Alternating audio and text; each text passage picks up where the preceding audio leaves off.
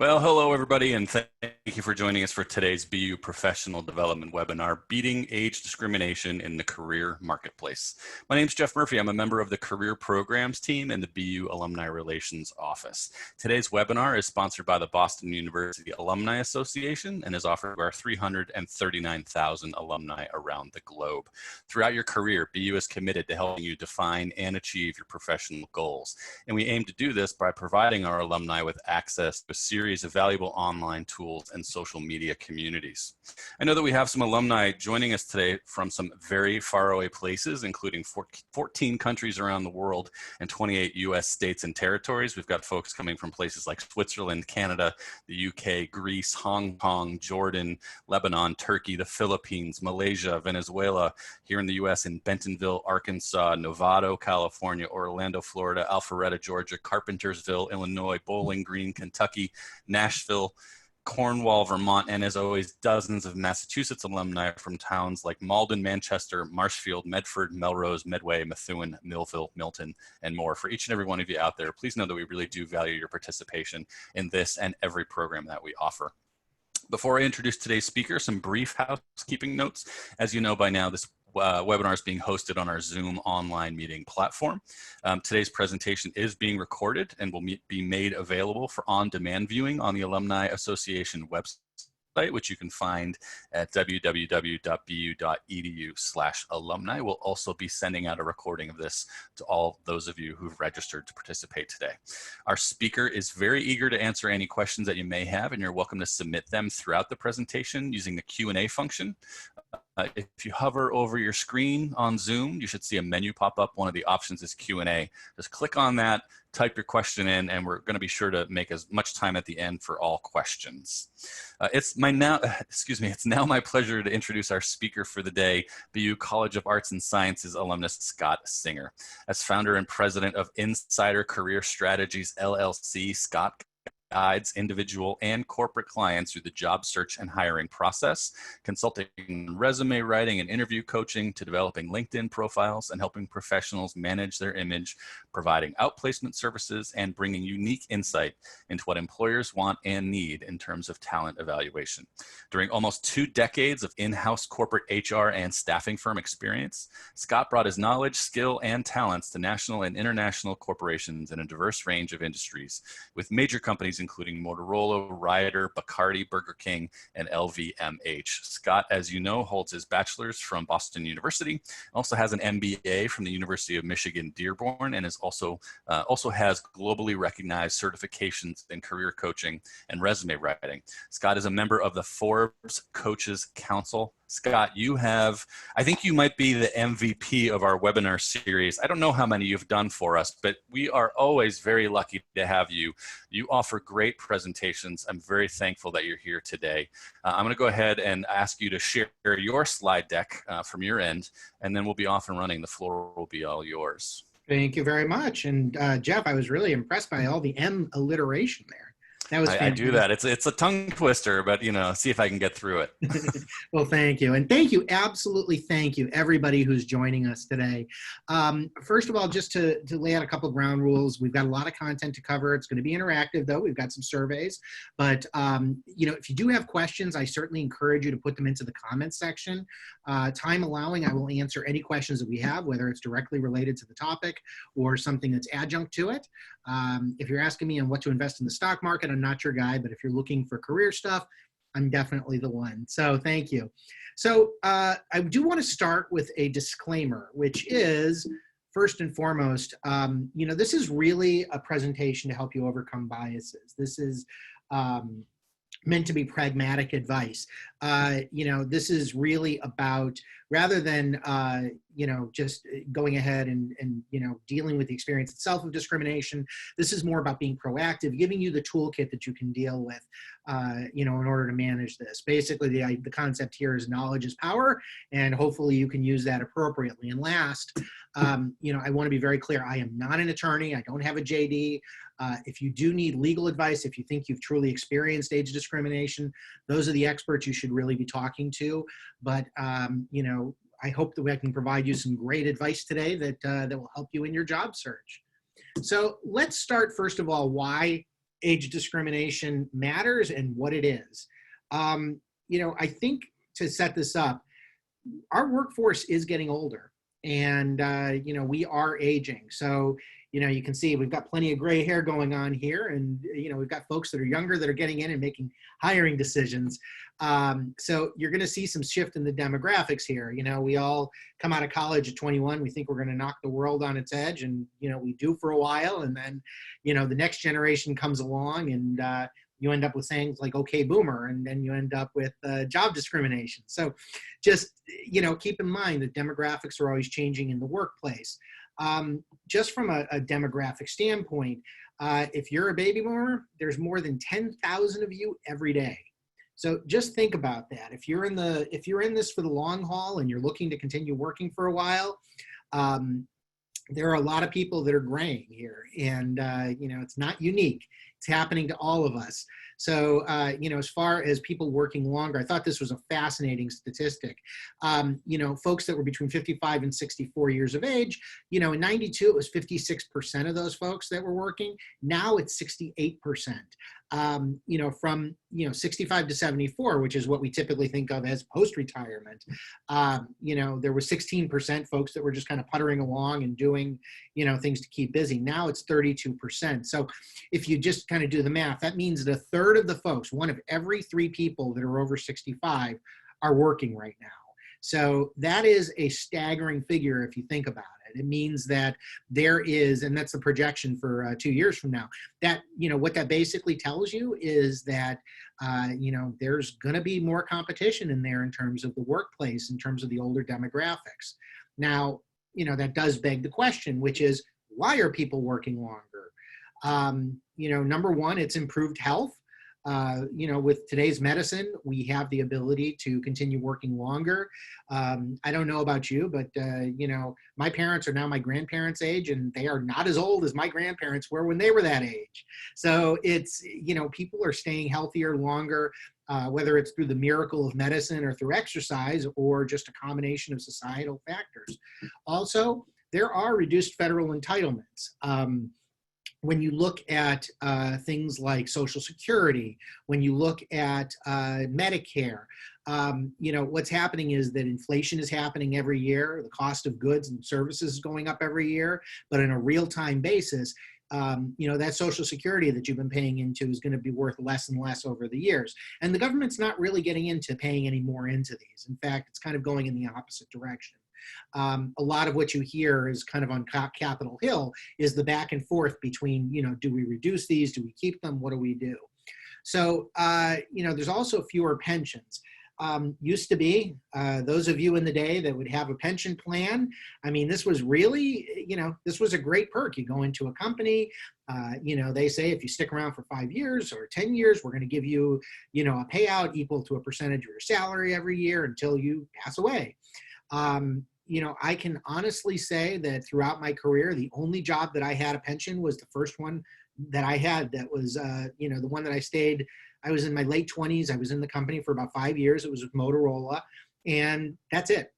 That's it. Now I've got, a little bit of money from a portable pension that's sitting in a, in a fund with an investment house, and this is not the same. I can speak for my father, who's got a healthy pension from his job. A lot of people do. And, these are not more common, they're less. Companies are moving to 401ks, which are more self-directed in terms of your investment. Also, just by the way, I just want to make clear, for those of you who are outside the US, I'm in the United States, so my orientation is kind of in that direction. So I just want to be very clear in terms of where my perspective is. There's also a bit of self-fulfillment here. People do want to be productive for a longer period of time. The old perception of people retiring was just kind of going home, puttering around the garden, maybe cooking a little bit. And I think, people want more mental stimulation over the long term. They want to continue to be able to give. So, but this is the real most painful fact, which is there's a lot of people that just simply cannot afford not to work. With everything getting more expensive, rents continuing to increase, the cost of living going up a few percentage points every year, people still have to make the ends meet. So it's definitely an important factor. So as far as fact about ageism, there is some good news here, which is that in the United States, there is federal law protecting folks to a degree in terms of age discrimination. And, in the US, 40 years of age is considered the age when you kind of cross into that threshold.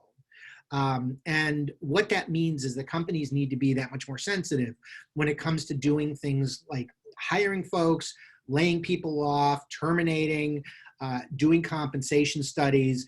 I can speak from experience. When I was, back in corporate America and doing, involved in things like layoffs, for example, what would happen is that we would go down lists, look at everybody that was being impacted, and you had to analyze that to make sure that the percentage of folks that were over 40 was not out of proportion to the folks that were there as part of the company. So there are some protections in there that the government put in. Now, of course, 40 years of age is not the same thing, again, as 40 years, 20 years ago. We're living longer, we're staying healthier longer, but by the same token, once you start to get a little bit slower and your hair starts to turn a little bit gray, or my case tends to go on to retreat, discrimination can also be very much a part of this. The other thing is that this also covers harassment. So I made the joke about okay boomer. Well, for those of you that haven't heard that, that's it's kind of a saying that young people are giving to folks that are 65 and older, saying you're out of touch. Well, if you say okay boomer to somebody in the workplace, that's probably not going to reflect real well. That is actual discrimination. So, if you were there in the workplace and doing that, that could be perceived as a harassment claim. This is disheartening, and 64% of workers say that they've seen or experienced age discrimination in the workplace. Folks, it's real. It happens to all of us. And I've seen it in situations where I've had people that have been interviewing. They go into a job interview and the perception has been that, hey, I've got somebody who's here who's 23 years old, who's coming out of college, or I've got someone who's got 15, 20 years of experience, in their late 40s.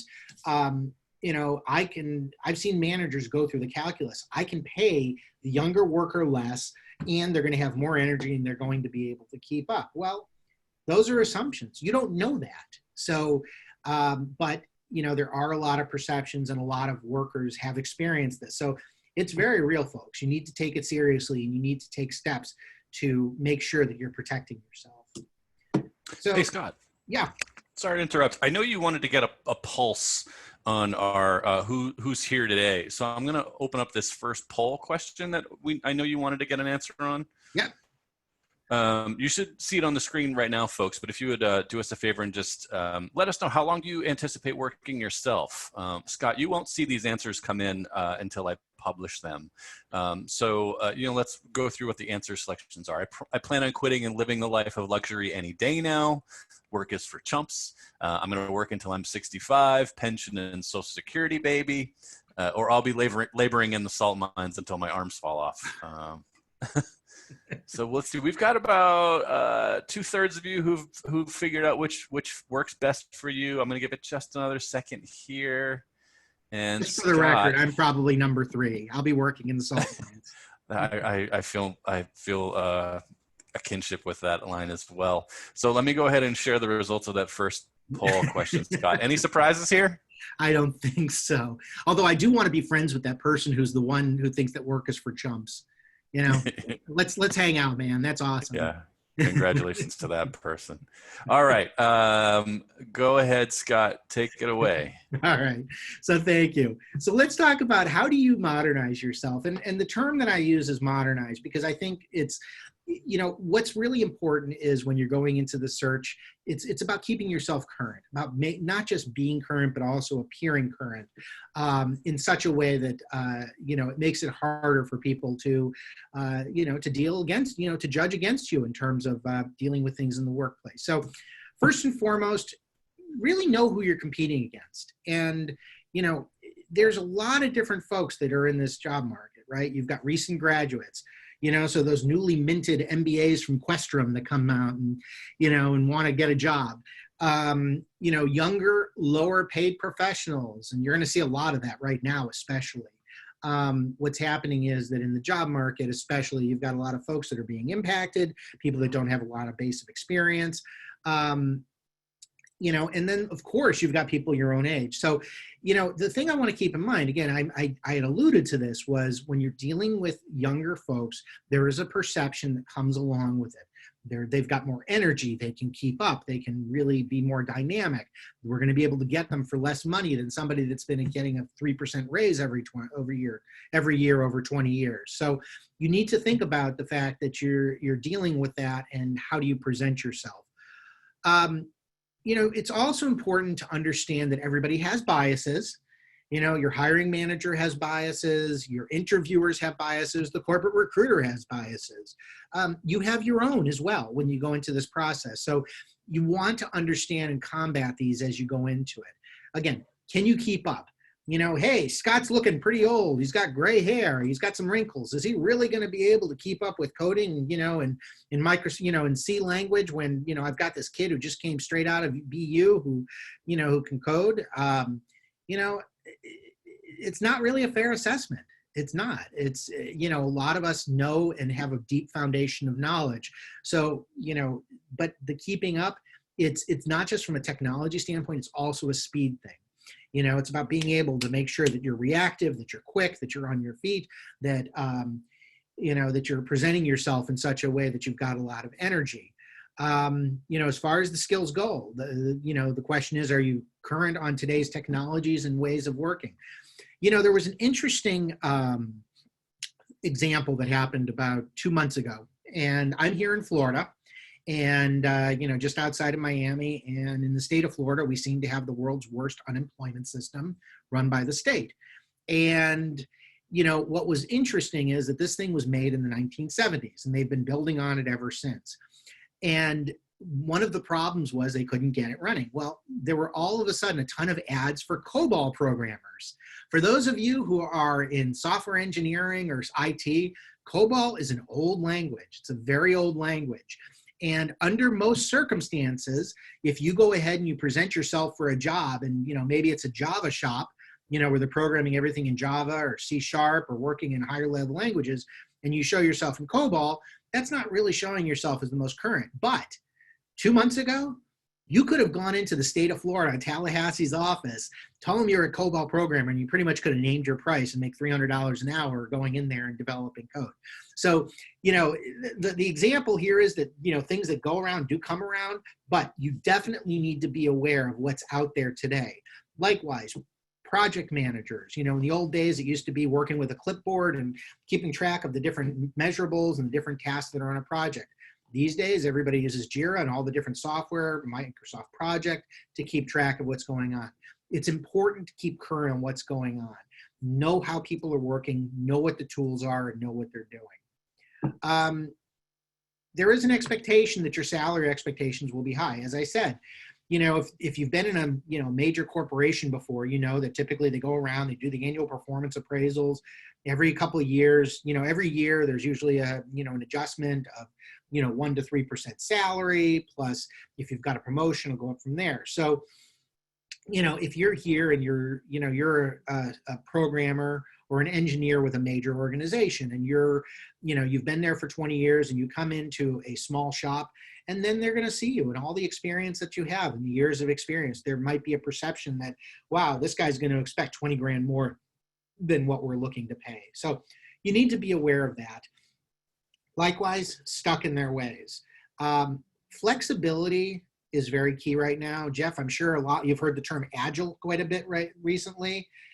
Agile is, it's a methodology for project management. It's a way of working. It's the idea of being flexible and kind of adjusting to things on the fly. Agility is the way things work these days, whether people actually practice it or not, but they do speak the language. And, being agile means learning quickly and understanding how things are going and adjusting to the flow. So being able to demonstrate a sense of agility is very important as well. Your goal when you get into these interviews is you want to leave zero doubt that you can keep up with not just the pace of work, but what you're doing and what's expected of you and the technologies that are there, that you can master those quickly or already know them. So the real trick here is to build for yourself a whole package. And what I mean by a whole package is everything, you know, your physical presentation when you go into an interview, your resume, your LinkedIn, the way you answer questions that removes that negative bias. All right, so let's talk about the online job hunt. And, you know, first and foremost, you know, let's talk metrics. If you've gone on to Monster or Career Builder, or you've gone into Indeed or LinkedIn or even a company website, you're going to be competing with over 250 people applying for that same job. And by the way, if you really want to get blown away, here's a number for you, 10,000.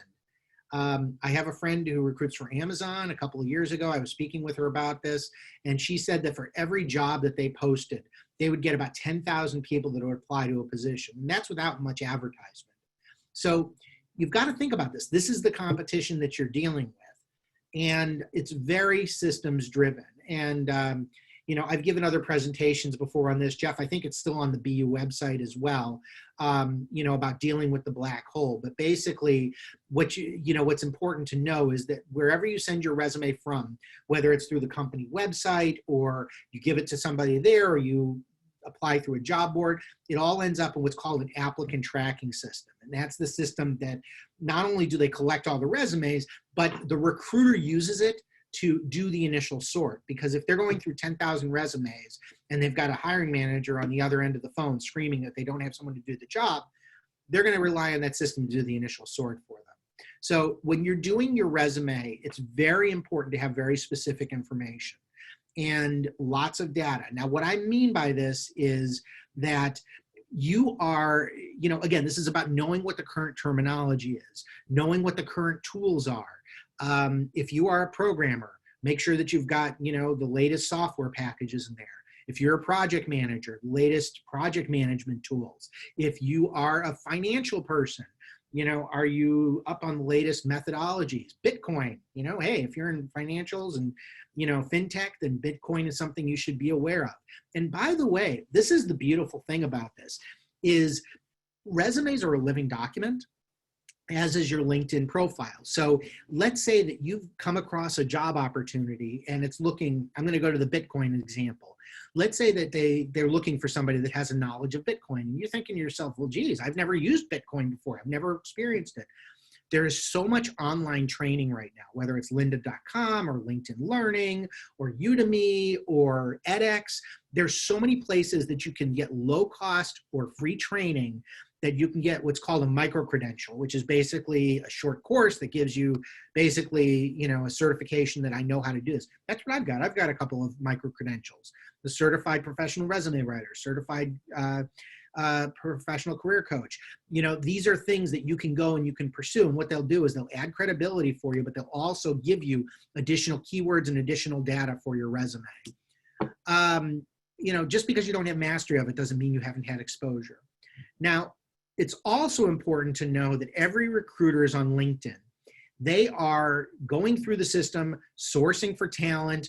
They're looking for what's called passive candidates. So, you know, these are folks that are not actively searching for jobs, but may be open if someone contacts them. So, you know, you've got to ask yourself, does your profile measure up? You know, or in many cases, do you even have a profile?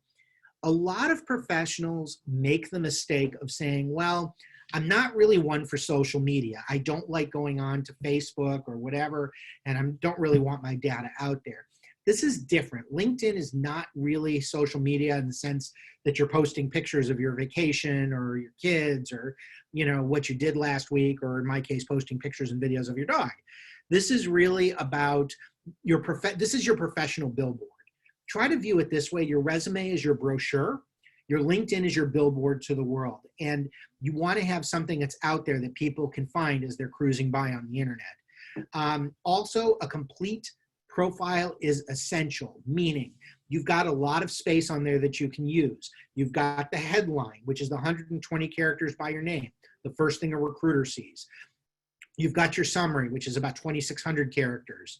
That's where you tell about who you are. Then you've got the job descriptions, the keywords, all of these different things, a profile photo. All of these show a complete profile. And the more data that you have on there, the more that you can be findable by a recruiter. And by the way, again, we're talking about being current. LinkedIn is the current tool. If you don't have something on LinkedIn, or if it's not a robust profile, people might think that you're behind the times. And then think about your picture. A lot of people don't really give too much thought about their profile picture.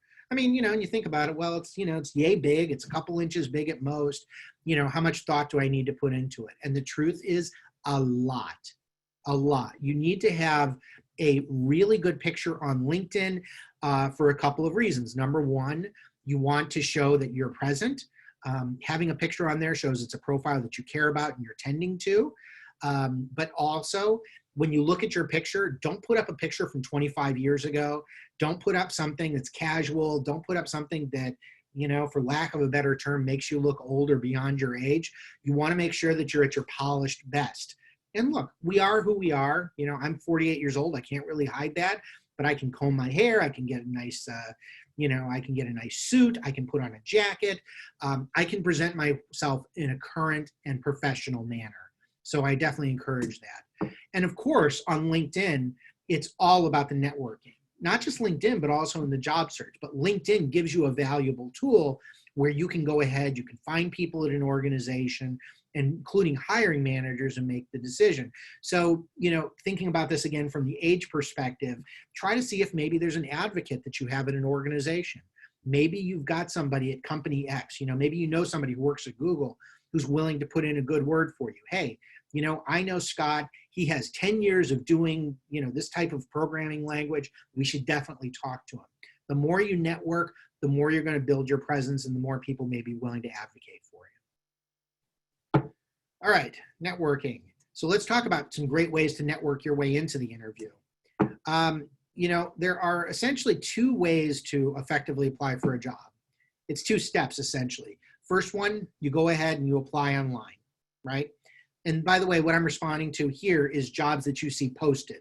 There's going to be a lot of hidden jobs, which, by the way, jobs that a company may not post, in which case, you go to the company website, see if they have something there. If not, maybe find the hiring manager who you're interested in.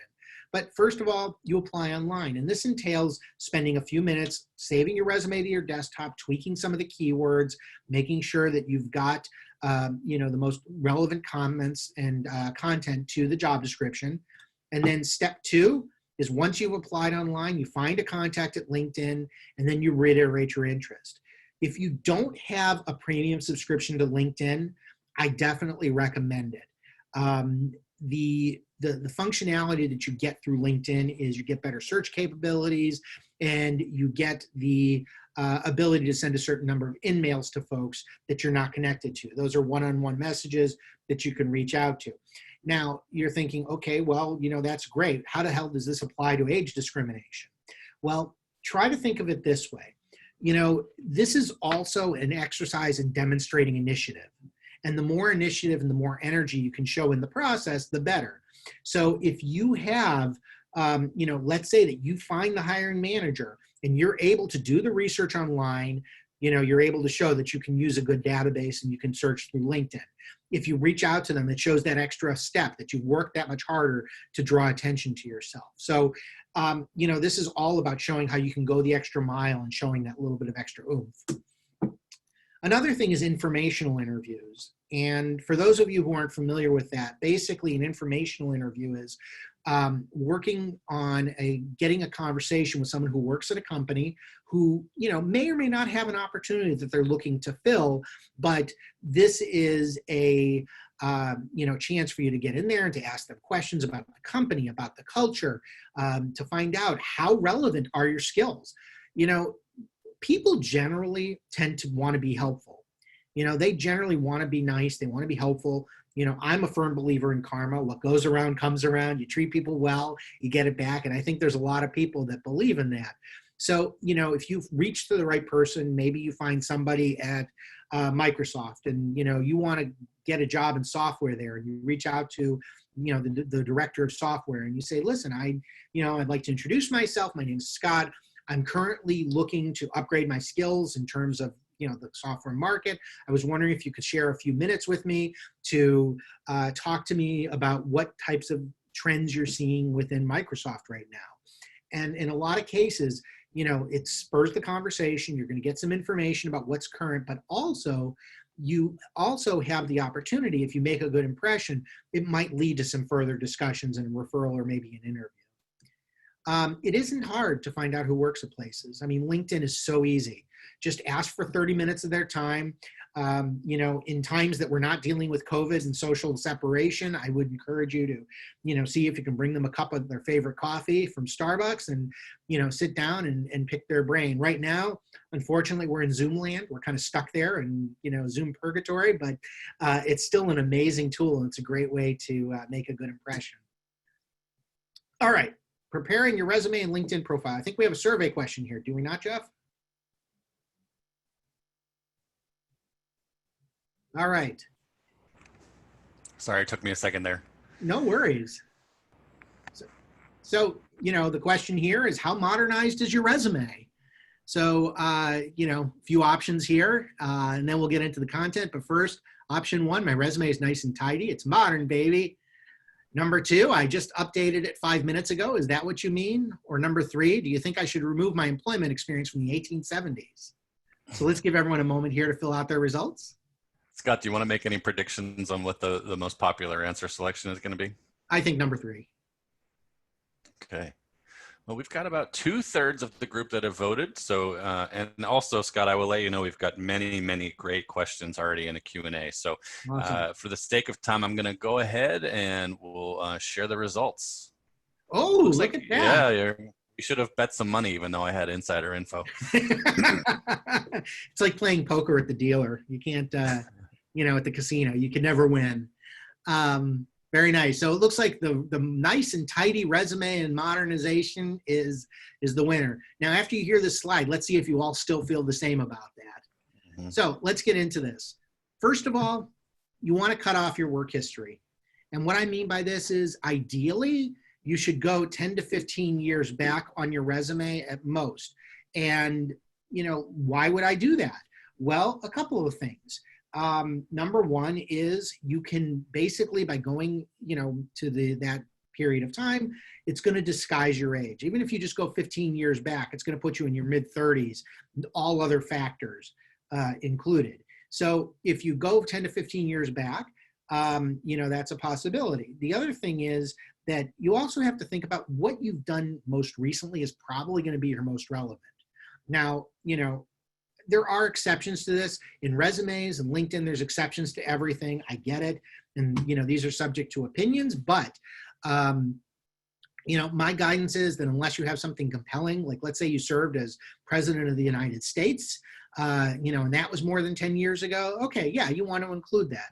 Maybe you were the chief of staff to the president. Okay, that may be something you want to include. But likewise, unless it's really relevant, the fact that now you're a senior VP of marketing, and 15 years ago you were an entry level, marketer. I mean, it's, with a company that sells tires. I mean, it may not really necessarily be the most relevant. So you need to make a decision there. Secondly, don't include the date of your degree. It's really tempting to do that. We want to say, okay, I, graduated this year. But if you want to give an employer an instant access to try to get a rule of thumb of how old you are and calculate how old you are, that's it. And, I can tell you when I write resumes, unless the person graduated in the past 2-3 years at most, I don't put the date of the degree in there. It's just not relevant. Now, you'll always get to the point of the application when you go and start filling out the paperwork or going online. That's another story, but, my advice is stay away from that. Use the modern names of companies and schools. Let's put it this way, right? So if you've got, Boston University, school hasn't changed names. It's been the same name for the last several years. But, I'll give you another example. We've got a school down here, an HBCU called Bethune-Cookman. During the time that I've lived down here, it went from Bethune-Cookman College to Bethune-Cookman University. Well, you want to use university. Likewise, to give an example for BU, I would use, regardless of your year of graduation, if you were in the School of Management, I would use Questrom on there. I would not call it SMG, just because it shows that it's more relevant, it's more applicable, and it's something that people understand. Likewise, if your company has gone through several mergers and it's not the same company, use the most current name of the organization. It's really going to be beneficial. If you put Braniff Airlines on there and they've been bought out by somebody else, it's probably not going to do you any favors.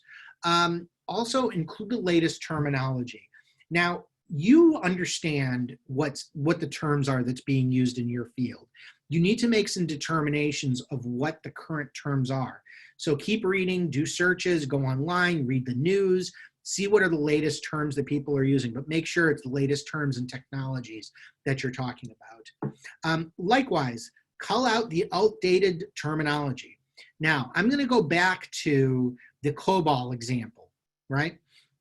If you think that you're actively going to find a job as a COBOL programmer and those are the jobs you're applying to, absolutely include it on your resume. It's important to have it there.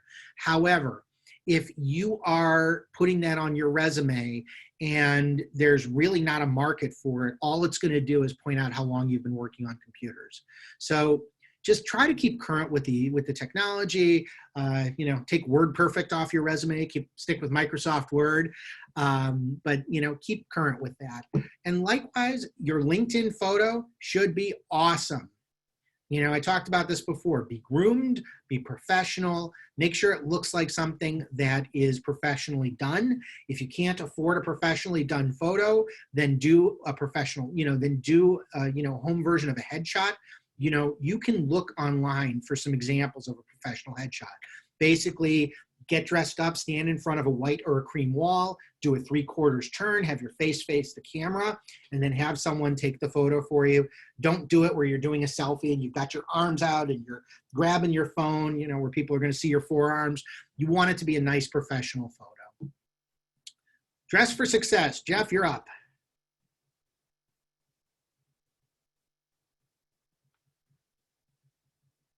All right. Survey. Sorry, slow on the draw again. Go for it. Well, it's up and running. Do you see it now, Scott? I do. Okay. We're just waiting for folks to weigh in here. Yeah. Again, Scott's got some interesting points about clothing. What is the message that your interview wardrobe sends to an employer? Is it 3 buttons as a little 90s Mr. Wayne? A quote from Lucius Fox in The Dark Knight. Don't be into trends. Don't make fashion own you, but you decide what you are, what you want to express by the way you dress and the way to live. Gianni Versace. Scott Singer, what do you mean I need to wear long pants for my presentation today? Scott will admit to wearing shorts under this very professional attire in my home office today. We've got just about half of people who figured out which selection they're making here. I'll ask you again, Scott, do you want to guess which one might be the most popular answer? I'm going to guess number 1. You want to put some money on it? No. All right. We've got about a 2/3 here. Again, we'll, for the sake of time, we're going to go ahead and I'll share these results with everybody. Don't be into trends. Don't make fashion own you. Versace. All right. It's interesting. I think, there is actually a seed of truth to that where, you certainly want to express yourself. But you also want to temper that a little bit too as you go through the process. So thank you for doing the survey. I appreciate it. So let's talk about dressing for success. I think it's important for everyone to ask yourself, how contemporary is your interview attire? Have you been to Macy's or Bloomingdale's and gotten yourself a current suit? It's really important to wear modern attire to the interview. I'm not talking about cutting edge, by the way. Don't go for the cutting edge unless you're going for a job as a supermodel. You're Derek Zoolander, going for a modeling gig. But if if you are going to the interview, you want something that's at least this or last season, or at least the last couple of years. Something that's going to be classical but modern. Just because your suit that you wore 25 years ago still fits you doesn't necessarily mean you should wear it today. By the way, that is a pipe dream for me. I wish my suit from 25 years ago still fit me, but it does not. Hence the shorts sometimes. But anyway, wear modern attire for the interview. And, what I would suggest is when you go to a department store, work with the staff, speak with them, let them recommend an outfit. Tell them a little bit about what you do for a living.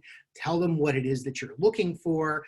If you're not a huge suit fan, The good news is, I'm sure you all know this, the world has gone largely business casual.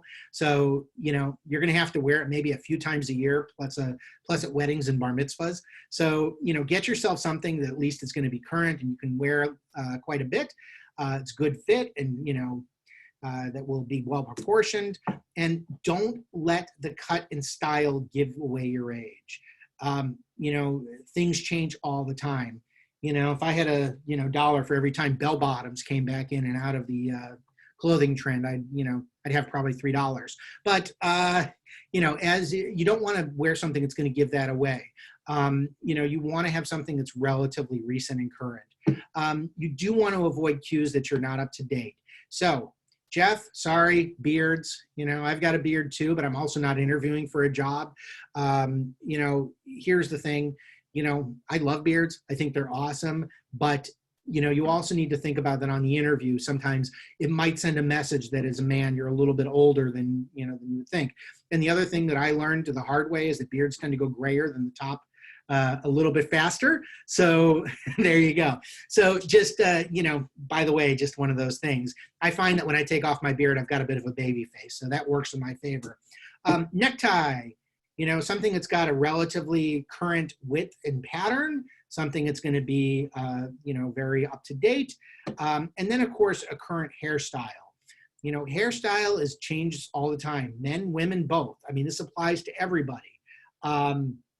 You want to get something that's going to be, you know, clean cut and appropriate and something that is modern again to the workplace. You know, please don't take this as a message of, I want you to cramp your personal style, because I don't. I think you should have a little bit of your personal flair in terms of how you present yourself, but you also need to mitigate this with the fact that people do make judgments. And, you know, my advice is if you tend to dress a little more eccentrically, you know, save it for when you get the job. You get in there and you can start to, you know, express that a little more. It's kind of the same philosophy, by the way, with tattoos. You know, you see a lot of employers that kind of discriminate against tattoos. You know, and what I've seen is the people that have them, you know, they typically get the job first. They cover them up during the interviews, get into the job. Then they eventually work their way into a short sleeve shirt and they've got their sleeves showing. So, you know, just be cautious of it. You want to make sure that you're going to fit within the corporate culture. Body language and nonverbal cues. So, you know, as far as this goes, how you present yourself in the interview is going to be very important. By the way, when I'm referring to interviews, I'm referring to in-person interviews, I'm referring to Zoom interviews, I'm referring to phone interviews when they do the initial screen. So you want to display a lot of positive energy. As far as engagement, you want to lean slightly forward in your seat. The more forward your posture, the more it shows that you're listening and engaged in the conversation. Eye contact, very important. Keep your eyes where they need to be. I know it's difficult when you get into a panel interview and you've got multiple interviewers, but try to, you know, spread your direct eye contact with everybody. Smile. I know it's hard and interviews are stressful, but, you know, try to smile. People want to see your better part of yourself. Have a firm, appropriate handshake, something that, you know, I'm sure you know the definition of this. And of course, an energetic speech pattern, meaning you want to be outgoing. You want to be, you know, direct. You want to make sure that you're speaking at a good cadence, something that's relatively zippy. I'm not saying you rush through it, but you want to make sure that you've got, you know, that communication. And I'll share a perfect example of this. You know, I was on the job market about 9 years ago, 10 years ago. And while I was on the job market and I was going to interviews, you know, I had been in management roles and I was going to these interviews and I had been, you know, I had gone into this with the impression that they want to see people that are composed and that they're, you know, relatively conservative and, you know, demonstrating that leadership aura. And what I learned pretty quickly was I was getting labeled as not having enough energy for the interview. So you want to make sure that you're showing that energy, even if you've been there before. And by the way, even if you've been the boss before, don't act like it during the interview, all right? You know, a little bit of humility, but also a lot of energy are going to go a long way during that interview. And then, of course, big one right now, folks, polish your video interviewing skills. This is huge. And, you know, as far as making sure that you're, this is a basic one, but make sure you know how Zoom works. Make sure you know how the technology works when you're scheduled for a video interview. You're going to want to have all of the technology working, but you're also going to want to make sure that you appear as well as if you were in person. A few more things during the interview. Give behavioral interviews, behavioral examples. Basically, these are examples that show, during a situation, here's how I handled it.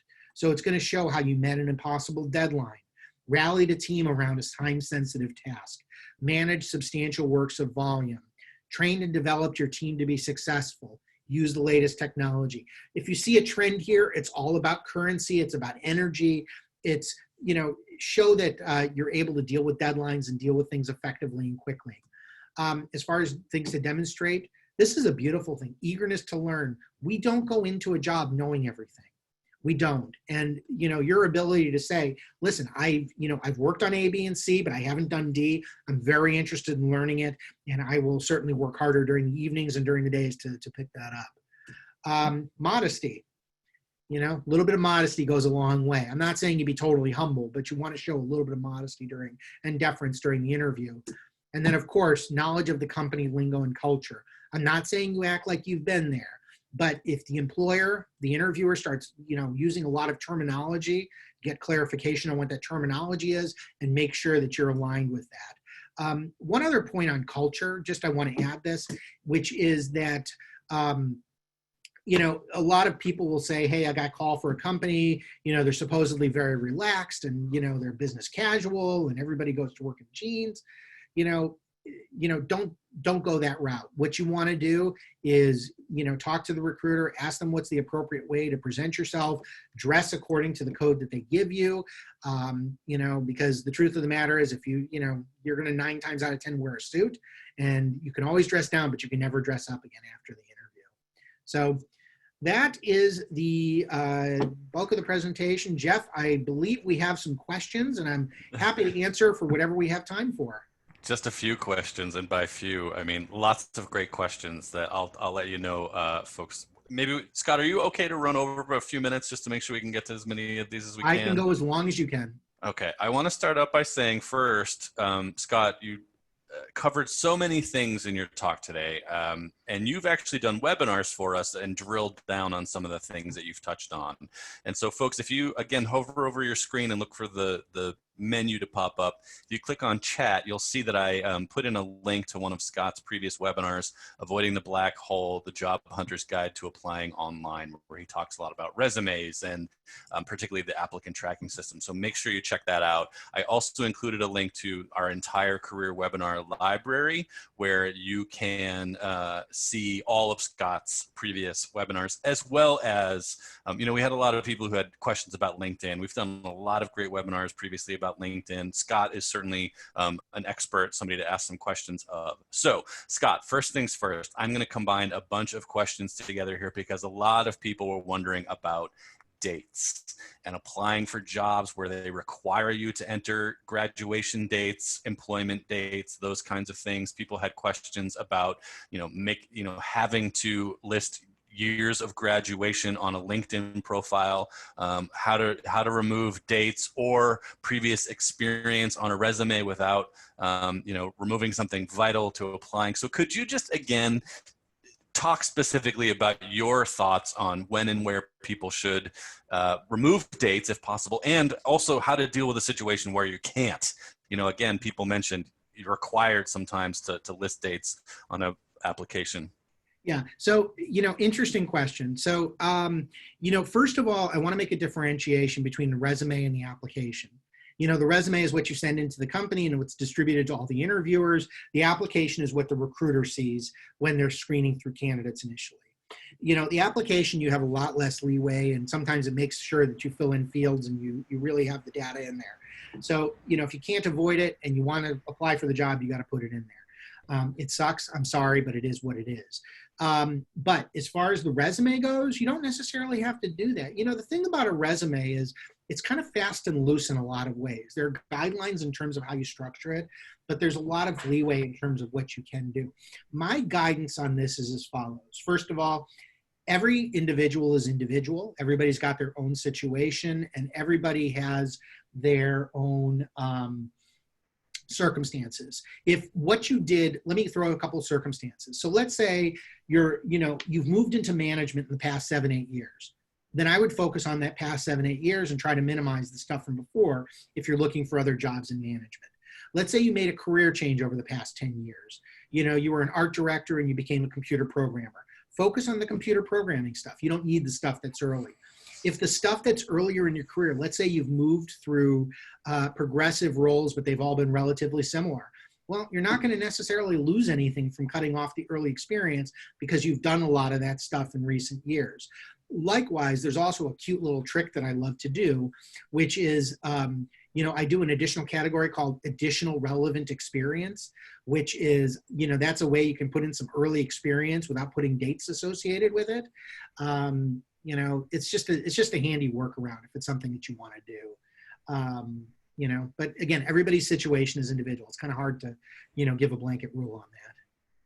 So we're going to rewind to the very beginning of your presentation where you made that disclaimer. You're not a lawyer, you're not a legal practitioner, but do you have any advice as a career coach for people who feel that they have been discriminated in the workplace and kind of what they should do about it?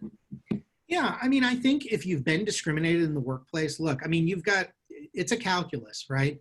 You've got to think about what's the cost and benefit here of making something out of it. If it was a substantial issue and, you need to really deal with it and there deserves redress, my advice is talk to an employment attorney, talk to them about what your options are. Age discrimination comes in a lot of different forms and a lot of different situations.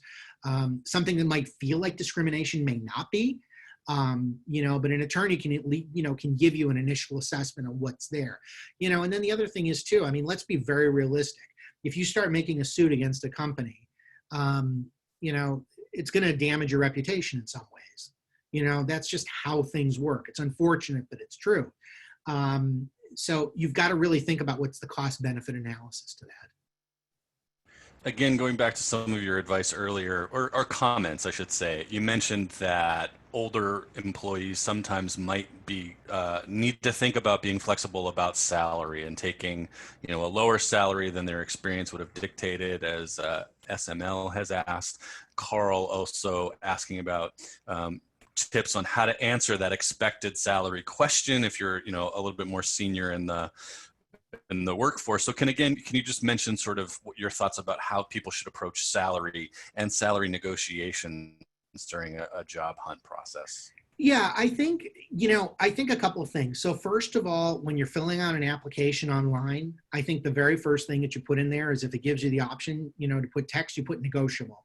That's the way you start this discussion. You want to, in any situation, by the way, and this isn't just from an age standpoint, this is any standpoint, it's to your advantage to push the salary discussion as far down the road as you can.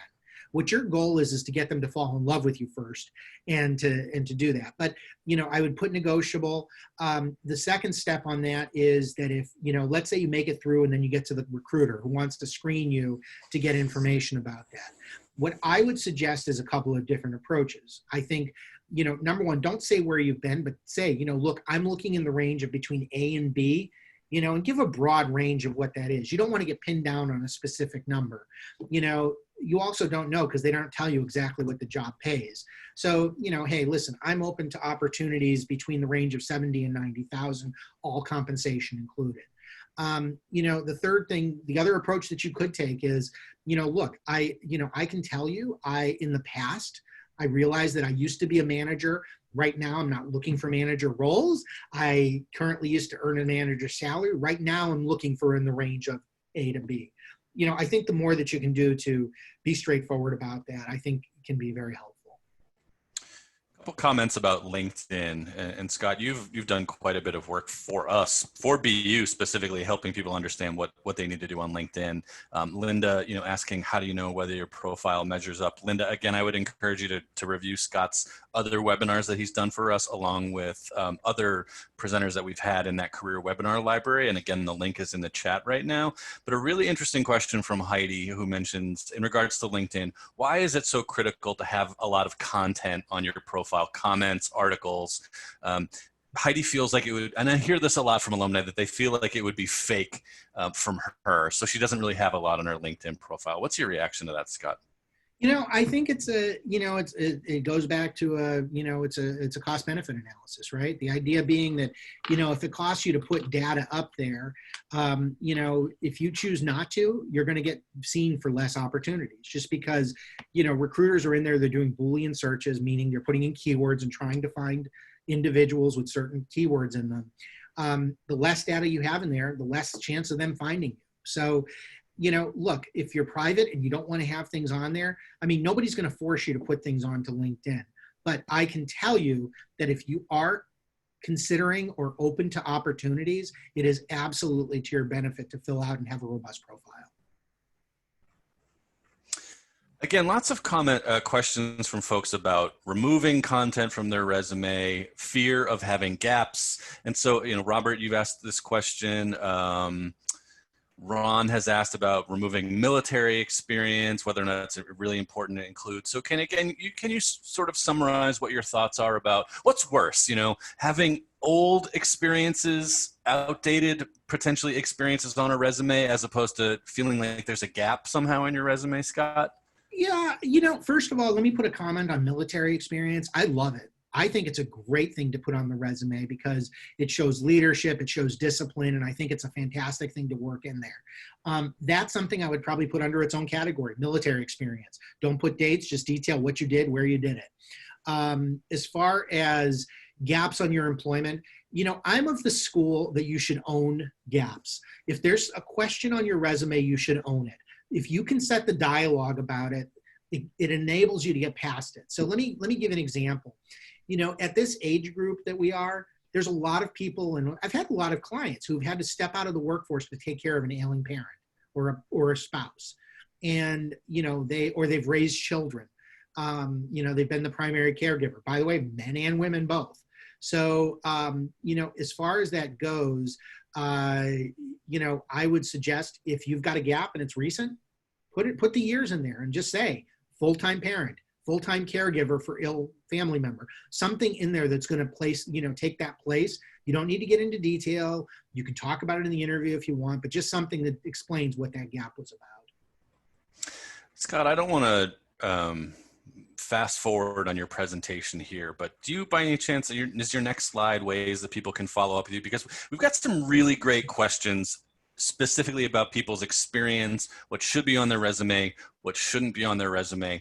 How are you able to, how should people follow up with you if they really want to drill down on their own unique personal experience and their resume and their applications and that kind of thing? Absolutely. By the way, I want to, there was an individual by the name of Nicole on there. She's absolutely right. I mispronounced. It's Bethune-Cookman University. So my apologies. So as far as the contact information, here you go. There's all my contact information, my email address, my phone number. Please feel free to email me. If you'd like a resume review, I'm happy to do that for you. It's free of charge, happy to do that. The other thing is I also wanted to mention that just, as my pitch, I do resume writing, I do LinkedIn profile development, and I do coaching. And, anybody from, that's on this webinar that does engage me, a portion of that, I will make a donation to BU. And I will add, Scott, and I don't usually say this, for those of you that are on our webinar today, if you are looking to hire a career coach, Scott is excellent. He has done so many webinars for us. I have personally hosted over 100 of these over the years, and Scott knows his stuff. And so I wholeheartedly endorse chatting with Scott about your individual situation. I want to recognize that we're at 1 o'clock. And so those of you who have to leave for another meeting, thank you for joining us. But Scott, again, if it's okay, we'll keep going through for a few more minutes. Let's do it. Throw them in. Interesting question from Mark. I don't know that you'll know the answer to this, but do you have any thoughts? How can you determine if a company or a hiring manager is ageist? There's no one simple way to deal with it. I mean, it's, I think they're going to, I think you need to listen for clues, listen for cues. If you're dealing with them, and, I think if they, I think if they're coming back to terminology like current, are you able to keep up? Are you familiar with this technology? Are you sure? I mean, I think that's the kind of thing that you need to pay attention to. But, look, there's no, everybody behaves differently. Somebody might, cut off the interview early when they see you at the interview. I've seen that happen too, where people come in and they see the candidate and they're just like, oh, shoot, let's just make this fast and get it over with. But there's no straight answer. I mean, you kind of need to follow your gut and see how it goes. A couple questions about the specifics about accolades or memberships. Christine's wondering if it's pompous to mention that she's a Mensa member. JC is asking, should you add your honors to your degree if you were summa cum laude, those kinds of things. Is it pretentious, Scott? Is it, demonstrating capability? What's your take on that? All right. So, first of all, my father's a member of Mensa, and, I don't know. I mean, Mensa is one of those things. I think it's a great achievement, but I'm not sure I'd put it on the resume because it doesn't necessarily demonstrate achievement. It's cool, and I think it's a hell of a badge of honor, but, from that perspective. However, things like summa cum laude, magna cum laude, golden key, honor society, employee of the month, employee of the year, that's not pompous. That's selling points. Those show a lot of discipline, achievement, and accomplishment.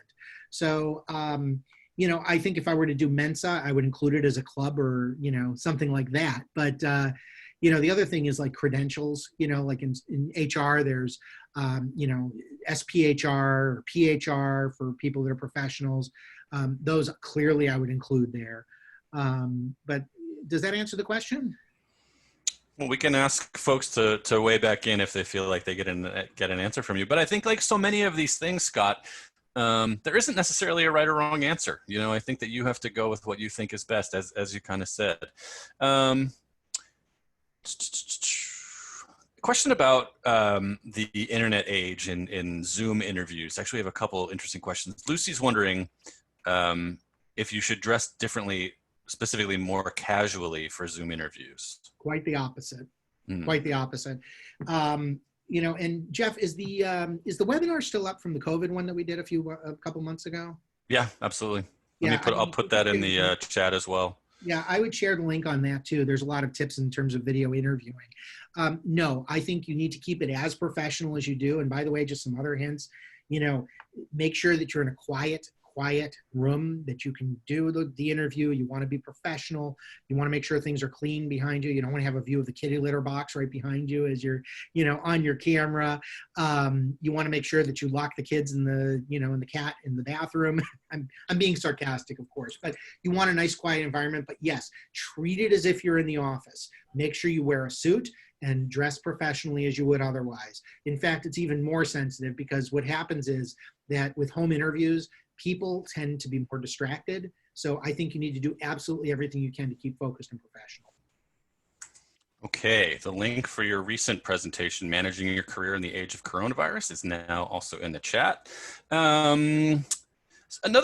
This is a question that comes up a lot. I have strong feelings about it, but Eric's wondering, in Zoom, if I look at the screen, I'm actually looking below the camera, but looking at the camera and not the other person's face is weird.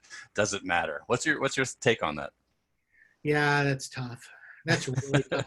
It is. It's a learned skill. You've got to spend your time. I mean, like I'm looking at my Mac and I've got this little green light up here that, that shows me where the camera is and it reminds me. It's a great little touch by Apple, by the way. I love Apple stuff. They do a nice job. But yeah, I mean, it's tough. You want to do your best to keep focused on the camera. And even I go away from it too. I mean, you see me looking at the presentation, getting away from that too. So it's tough. It's tough. And Eric just wrote, he goes back and forth. I feel you, man. I know what you're saying. Mm-hmm.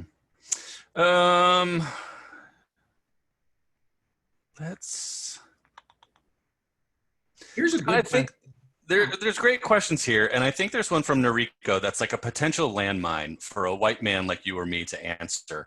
But I'll throw it out there. Is there anything that you think women should do differently from male candidates? Okay. I don't know if this is specifically for, more experienced candidates, but how do you respond to that? I don't think it's a landmine. I think it's a very real question. And I think, Hmm. Mariko, something that's important to keep in mind is that on average, women are paid 75 cents for every male. And, if that's not a real example, that gender discrimination isn't real, I don't know what is. My advice in terms of what women should do is, again, and I apologize if this does not sound politically correct, but you've got to make sure that you don't differentiate yourself. You want to dress as professional as you can. You want to wear, a nice conservative suit. You want to be, look relatively conservative, be very professional. You want to focus on keeping yourself on as even a playing field and, trying to not distract from the fact, that you're a different gender. This is, what your focus is on is making sure that you get hired for the skills and the experience that you bring to the job. So I think the more that you can do to present yourself in as professional manner, I recommend that. Much the same way as I would not recommend that a male wear a suit and then wear a Monster Energy drink under their shirt, under their jacket. It's just, you don't want to do things that are going to be, pointed out as not being part of, respecting the norms of terms of what an interview would be. But yeah, this is actually, you're right, Jeff. It is a bit of a minefield, but, I think it's about making sure that you're handling it from, from a professional conservative's perspective. Again, kudos to everybody. You've all asked some great questions. I encourage you, for those of you that we didn't specifically address your issue, to follow up with Scott. I think this question from Lex is a great one to end on, Scott. And again, thank you for running over a little bit here. Are there instances where experience and age can help over younger workers? How do you sort of encourage people to take those kinds of opportunities to express how their experience is a benefit? Yeah, I'll give an example. I think a very specific example that I think can illustrate this. For those of you who weren't around back then, but I think all of you are because you're on this call, 2008, the economy bottomed out, right?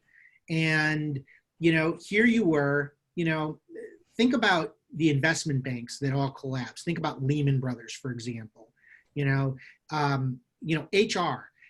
One of the experiences that, that the HR folks had at that point was they had to go through massive and rapid workforce evaluations, massive layoff processes, dealing with WARN Act, notifying the state. I mean, there's just so many different pieces to that. Same thing from the financial standpoint, as you got Lehman Brothers getting ready to kind of fall apart. Somebody that's managed the transition into, whoever was going to take over their files and their data and their accounts. I think in situations like that, where it's been kind of a once in a lifetime or a twice in a lifetime or, a cyclical type of thing, I think that experience can be an incredibly valuable thing. And I think if you can point out, like navigated HR for Lehman Brothers through an economic downturn, in 2008 following the great crash. I mean, those are the types of things that I think can be very much an advantage. Well, Scott, again, we're so lucky to have you do these kinds of webinars for us. And I think it's evidenced by the number of great questions we had that you're doing an incredible service for the university. So as always, thank you so much for today's presentation and all the presentations you've done and everything that you do for BU.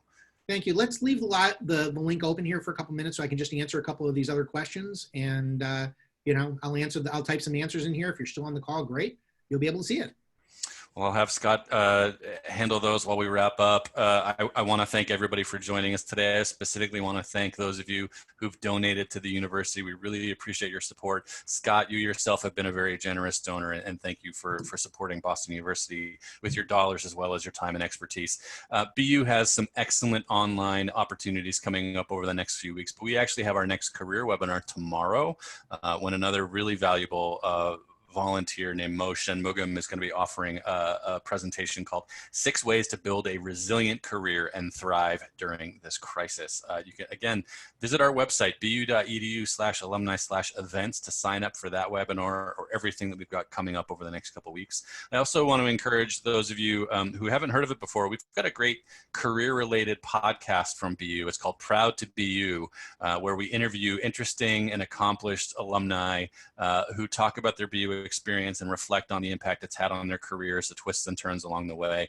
You can find Proud to Be You wherever you normally listen to podcasts. You can also find it on our website at bu.edu/proudtobeyou. As always, if you or any alum you know would be interested in offering a webinar for the alumni community, just as Scott has done loyally over the years, I ask that you contact me at the Alumni Relations Office or by email at jtmurphy@bu.edu. Thanks again, everybody, and thank you again, Scott. We're going to keep going for a couple minutes here.